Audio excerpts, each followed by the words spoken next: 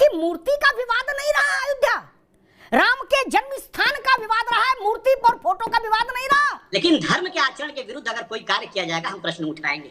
और वो कहते हैं कि हम तो खुद हमारे तो राम अंदर बसे, तो उनको ये पता नहीं थी कि दो मूर्तियां होंगी, एक अचल मूर्ति होगी, एक उत्सव मूर्ति होगी। आचार्य आज भारतीय जनता पार्टी के बारे में क्या कह रहे हैं और मंदिर के आचरण के बारे में क्या कह रहे हैं, वो भी देश की जनता। राम के मंदिर में तो रुपया सरकार ने लगाया नहीं और ना लालू जी ने चंदा दिया, वो भी नहीं दिया।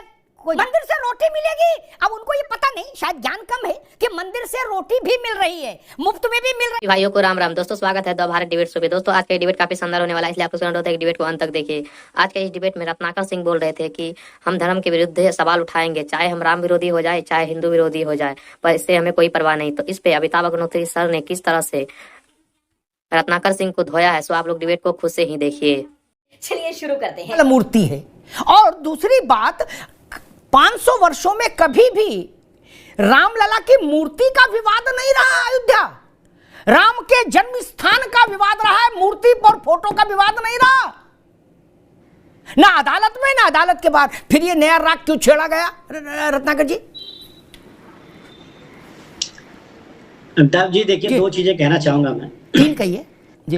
पहली चीज ये कि जो जितेंद्र आव्हाड जी का बयान जो आया है वो निश्चित रूप से निंदनीय है और प्रभु श्री राम के बारे में शायद उनकी जानकारी नहीं थी। किसी भी शास्त्र में ऐसा नहीं लिखा है कि प्रभु श्री रामचंद्र जी मांसाहारी थे। आप रामायण में भी उठाकर देखेंगे तो वो जो वनवास के दौरान उन्होंने कंद मूल फल का ही सेवन किया था, और ये प्रमाणित करता है कि प्रभु श्री राम जी शाकाहारी थे, शुद्ध शाकाहारी थे। और उन्होंने एक बात कही कि क्षत्रिय थे इसलिए मांसाहारी थी। मैं शायद उनको जानकारी की कमी थी, अज्ञानता बस वो ये सब चीजें कह डाले। क्षत्रिय, सारे क्षत्रिय मांसाहारी हैं ऐसा जरूरी नहीं है। मैं स्वयं भी एक क्षत्रिय हूं और मैं शुद्ध शाकाहारी हूं। तो ये उनका जो एक परसेप्शन बनाए हुए हैं वो बिल्कुल गलत है। दूसरी चीज मैं ये कहना चाहूंगा अमिताभ जी कि देखिए, प्रश्न उठाना तो हमारा काम है, जरूर हम प्रश्न उठाएंगे। अगर कहीं पे भी धर्म के आचरण से अलग कुछ आचरण किया जाएगा तो हम प्रश्न उठाएंगे, भले ही उसके लिए कोई धर्मगुरु हमें हिंदू विरोधी करार दे, राम विरोधी करार दे, लेकिन धर्म के आचरण के विरुद्ध अगर कोई कार्य किया जाएगा हम प्रश्न उठाएंगे। अभी हमारे ऊपर तो आप आलंछन लगा सकते हैं चीजों को, लेकिन आप वहीं पे दो शंकराचार्य, थोड़ा समय दीजिएगा मैं डिटेल में बताऊंगा। नहीं, मैंने शंकराचार्य की बात हम शंकराचार्य से कर लेंगे, उनकी पैरोकारी आप मत करो। मैं दिग्विजय सिंह की पूछ रहा हूं, जब आपको इस बात की जानकारी कर लेनी चाहिए थी। दिग्विजय सिंह, रत्नाकर सिंह तो है नहीं, 10 साल चीफ मिनिस्टर रहे हैं, और वो कहते हैं कि हम तो खुद हमारे तो राम अंदर बसे, तो उनको ये पता नहीं थी कि दो मूर्तियां होंगी, एक अचल मूर्ति होगी, एक उत्सव मूर्ति होगी। उनको तो मंदिरों का विधान पता होना चाहिए ना, जो शोभा यात्रा में जाएगी मूर्ति। अचल मूर्ति तो उखाड़ के शोभा यात्रा में जाती नहीं है, ये बात पता नहीं थी क्या उनको? और तो फिर उन्होंने नया बखेड़ा क्यों खड़ा किया? शंकराचार्य अपने में सक्षम है निपटने के लिए, आप उनकी पैरोकारी मत पढ़ो, आप दिग्विजय सिंह की जिम्मेदारी लो भाई जी। शंकराचार्य ने क्या कहा राम मंदिर के संदर्भ में, ये भी उतना ही आवश्यक है जितना एक अनर्गल कोई अगर बात कहता है और उस पर चर्चा होती है, क्योंकि देश में हिंदू धर्म के रक्षार्थ ये शंकराचार्यों का पीठ बना और शंकराचार्य नियुक्त हुए। और शंकराचार्य आज भारतीय जनता पार्टी के बारे में क्या कह रहे हैं और मंदिर के आचरण के बारे में क्या कह रहे हैं, वो भी देश की जनता को जानना जरूरी है। मैंने दोबारा में आएंगे, तब दोबारा में, अभी दिग्विजय सिंह को डिफेंड कर लो रत्नाकर जी, अभी दिग्विजय सिंह को डिफेंड कर लो। शंकराचार्य सक्षम है, दिग्विजय ने अभी रुक जाओ, आपको इतना समय दिया, आप इधर उधर घूमते रहे। मैंने स्पष्ट ना मैंने सीधे दिग्विजय सिंह की बात पूछी थी, आप शंकराचार्य पहुंच गए। अभी रुक जाओ, मोदी के बारे में क्या कहा, अभी रुक जाइए, बताएंगे, बिल्कुल बताइएगा। अभी दोबारा भाई दोबारा अवसर मिलेगा। आपसे ज्यादा बड़ा दायरा शंकराचार्य का है, उनके बोलने से ही उनकी बात पहुंच जाती है। लोगों को पता चलना चाहिए कि भारतीय जनता पार्टी। अरे भाई आप बताओगे शंकराचार्य की बात तब पता लगेगा। गजब बात है। ठीक, देश, ठीक है रत्नाकर जी, रुकना होगा। देश का ऐसा कौन सा शंकराचार्य है जिसको कांग्रेस के प्रवक्ता की जरूरत पड़े? नहीं ना, उनका बोलना वैसे ही देश सुनता है। कोई कांग्रेस पार्टी रिलीज जारी करेगी तब सुना जाएगा, मक्का के इमाम की बात तब सुनी जाएगी जब वो वैसी चिट्ठी लिखेंगे। गजब करते हो। अरे अपना घर देख लो यार, इतने भी बड़े ना हो जाओ कि शंकराचार्य के लिए पैरवी के लिए हम निकले हैं। क्या बात है सर, क्या बात है सर। शंकराचार्य जी बोलते हैं, देश सुनता है भाई। बड़ी मूर्तियां हैं, लेकिन दिग्विजय सिंह क्या है, ये तो सवाल आपसे पूछा जाएगा ना। आप दिग्विजय सिंह की जिम्मेदारी लो, आप निशिलानंद जी महाराज की जिम्मेदारी तो नहीं ले सकते ना। खैर, मुफ्ती ओसामा साहब, उनकी बात हमें तब भी समझ में आती है ओवैसी की, क्या उनकी लाइन लेंथ तो पता है, लेकिन इन बाकी लोगों को क्या हो गया? क्या लालू प्रसाद यादव या उनके पुत्र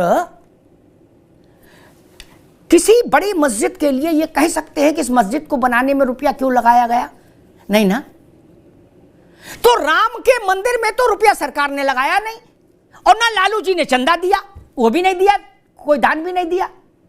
तब वो ये सवाल कैसे पूछ रहे हैं कि भाई क्यों लाख वहां करोड़ों रुपया खर्च हो रहा है? वो तो जनता ने पैसा दिया, सरकार का पैसा तो नहीं। सरकार अपने बाप का पैसा है, पैसे से स्कूल, अस्पताल, पुल, सड़क सब बनवाए। और नहीं तो ये सवाल मंदिर के लिए पूछा जा रहा, तो मस्जिद के लिए भी पूछा जाए और चर्च के लिए भी पूछा जाए। ओसामा नदवी, देखिए सर, जिस प्रकार की बयानबाजी का ताल्लुक श्री राम जी के ताल्लुक से हो रहा है, मैं उससे इत्तेफाक नहीं रखता हूँ। राम जी क्या खाते थे, मांसाहारी थे या शाकाहारी थे, ये जिस युग की बात है उस वक्त मैं मौजूद नहीं था, और ना हमने उनके ताल्लुक से कोई इस तरह की ऐतिहासिक किताबों में हमने नहीं पढ़ा है, और ना हमने को पढ़ने को मिला है। हमें इस्लामी शरीयत ने तमाम मजहबी लोगों की इज्जत, उनका एहतराम करने का हुक्म दिया है, हम तो उस पर अमल करेंगे। हम बिल्कुल श्री राम जी के बारे में एक लफ्ज़ भी ऐसा नहीं कहेंगे जिसके ज़रिए से हमारे मजहबी, हमारे हिंदुस्तानी भाइयों की भावना को ठेस पहुँचे या उनको इससे तकलीफ हो। हमें बिल्कुल इजाज़त नहीं, हम नहीं कहेंगे सर।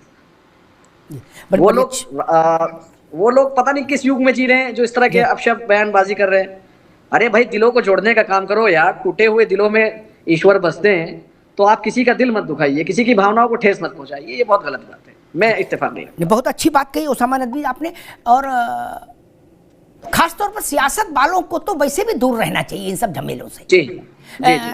खेमचंद जी, लालू जी का परिवार मैदान में आया है, तेजस्वी बाबा कह रहे हैं कि मंदिर में रुपया क्यों लगाया, मंदिर से रोटी मिलेगी। अब उनको ये पता नहीं, शायद ज्ञान कम है, कि मंदिर से रोटी भी मिल रही है, मुफ्त में भी मिल रही है और रोजगार से भी मिल रही है। मैं उदाहरण दे सकता हूं, डाटा दे सकता हूं, आंकड़े दे सकता हूं। और तेजस्वी यादव की समझ के लिए एक बात कह के आपसे एक सवाल पूछूंगा।